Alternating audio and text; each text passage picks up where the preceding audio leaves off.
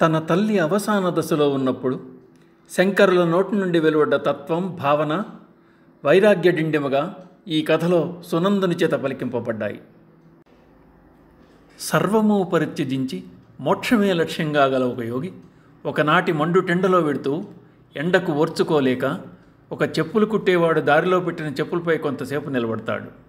ఆ కాస్తరణం తీర్చుకోవడానికి ఆ యోగి ధారానగరంలో పరమేశ్వరి, సోముడు అనే దంపతులకు పుట్టాడు.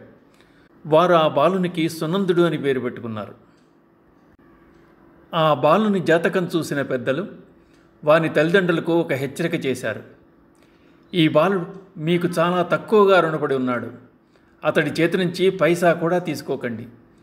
అతడికి మీరే అన్నీ ఇస్తూ ఉండండి అని చెప్తారు. నాటి నుండి తల్లిదండ్రులు వారి నుంచి ఏమీ ఆశించకుండా పెంచుతారు. పూర్వజన్మ గుర్తున్నందున ఆ పిల్లవాడు మాత్రం వారి రుణం తీర్చే ప్రయత్నం చేస్తూనే ఉంటాడు. అలా ఆ పిల్లవాడు పెరిగి పెద్దవాడయ్యాడు. ఒకరోజు రాత్రి రాజభటుడైన తన తండ్రికి బదులుగా సునందుడు రాజనగరుకు కొన్ని రోజులు కాపలా కాయవలసి వచ్చింది.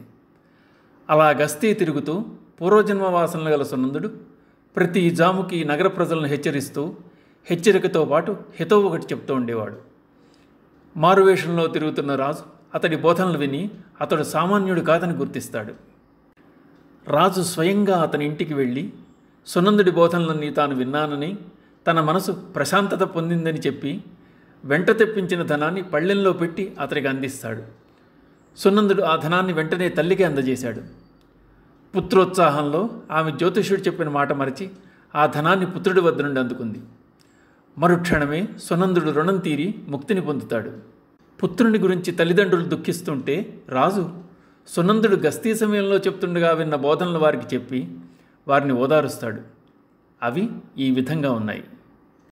మాతా నాస్తి పితా నాస్తి నాస్తి బంధు సహోదర అర్థం నాస్తి గృహం నాస్తి తస్మాత్ జాగ్రత్త జాగ్రత్త. మానవులారా, సావధానులై ఉండండి. తల్లి, తండ్రి, బంధువులు, అన్నదమ్ములు, ధనము, ఇల్లు ఇవన్నీ మిథ్య. ఇవేవీ నిజంగా లేవు. జన్మ దుఃఖం, జరా దుఃఖం, జాయా దుఃఖం, పునః పునః సంసార సాగరం దుఃఖం తస్మాత్ జాగ్రత్త జాగ్రత్త. మానవులారా, సావధానులై ఉండండి. ఈ జన్మ, వృద్ధాప్యం, భార్య, సంసారం ఇవన్నీ దుఃఖభరితాలు. తిరిగి మళ్ళీ మళ్ళీ వస్తూనే ఉంటాయి. కామ క్రోధశ్చ లోభశ్చ దేహే తిష్టతి తస్కరా జ్ఞానరత్నాపహారాయ తస్మాత్ జాగ్రత్త జాగ్రత్త. మానవులారా, సావధానులై ఉండండి.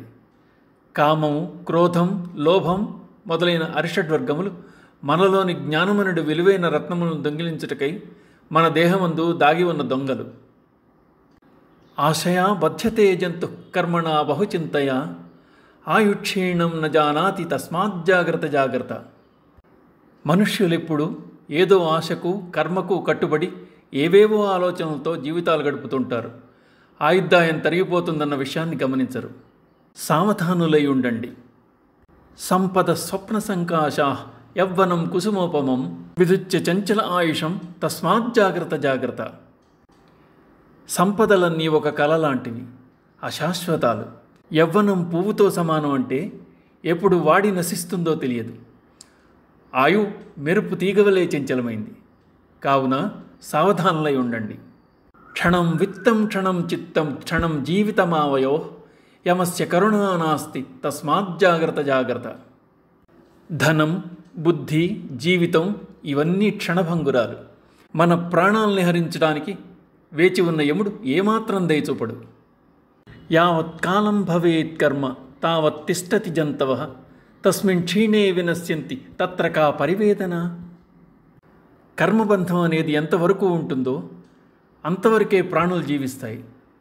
ఆ కర్మబంధం వీడిపోగానే మరణిస్తాయి. జనన మరణాలు జీవుని ధర్మం, దానికి బాధపడడం కూడదు. రుణానుబంధ రూపేణ పశుపత్ని సుతాలయ రుణక్షయేక్షయం యాంతి తత్ర కా పరివేదన. గత జన్మ రుణానుబంధం ఉన్నంతవరకే భార్య, సంతానం, ఇల్లు, పశువులు ఉంటాయి. ఆ బంధం తీరగానే ఇవన్నీ నశించిపోతాయి. అందుకు వ్యథ చెందకు. పక్వాని తరుపర్ణాని పతంతి క్రమశో యథా తథైవ జంతవః కాలే తత్ర కా పరివేదన. పండిన ఆకులు చెట్టు నుండి ఏ విధంగా రాలిపోతాయో అదేవిధంగా ఆయువు తీరిన వారు మరణిస్తారు. దానికే దుఃఖించడం ఎందుకు? ఏక వృక్ష సమారూఢ నానా జాతి విహంగమా ప్రభతే క్రమశో యాంతి తత్ర కా పరివేదన. చీకటి పడగానే పక్షులు ఒకే వృక్షం ఆశ్రయించి విశ్రమిస్తాయి. తెల్లవారగానే అవన్నీ చెట్టును విడిచి తమ తమ ఆహార సంపాదనకు వెళ్ళిపోతాయి. అదేవిధంగా మానవుడు కాలమాసన్నమైనప్పుడు తన శరీరాన్ని ఇంటిని వదిలి వెళ్ళిపోతాడు. అందుకు బాధపడకూడదు. ఇదం కాష్టం నత్యం వహతి సంగతః సంయోగాశ్చ వియోగాశ్చ కా తత్ర పరివేదన. ప్రవహించే నదిలో రెండు కట్టెలు దగ్గరకు చేరుతాయి. కొంత దూరం కలిసి పయనిస్తాయి, తర్వాత విడిపోతాయి. అదేవిధంగా మానవుడు ఈ ప్రపంచ ప్రవాహంలో కొంతకాలం సంయోగ సుఖమును, మరికొంతకాలం వియోగ దుఃఖమును అనుభవిస్తాడు. దానికి పరివేదన చెందవలసిన అవసరం లేదు. ఈ చివరి శ్లోకం భార్యాభర్తలకు సంకేతంగా చెప్పబడింది. కొంతకాలం కలిసి బతుకుతారు. కాలం సమీపించడంతో ఒకరు కైవల్యం చెందుతారు, మరొకరు ఉండిపోతారు మరికొంతకాలం. ఇది సహజం మరియు సృష్టిక్రమం. ఇందులో వేదన ఉందని చెప్పలేదు, వేదన పడవద్దని చెప్పలేదు. సృష్టిలో సహజంగా వేదన తప్పదు. అందున ఇద్దరు చాలా సంవత్సరాలు కలిసి జీవించిన వారిలో ఒకరు జారిపోతే మరొకరు వేదన పొందకుండా ఎలా ఉండగలరు? సహజమైన వేదనను అడ్డుకోలేము, దాన్ని అనుభవించి తీరవలసిందే. వేదనకి పరివేదనకి తేడా ఉంది. వేదన సహజాతం, దాన్ని అనుభవించాలి. పరివేదన అలా కాదు.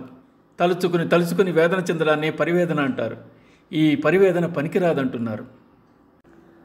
రుణానుబంధ రూపేణ పశుపత్ని సుతాలయా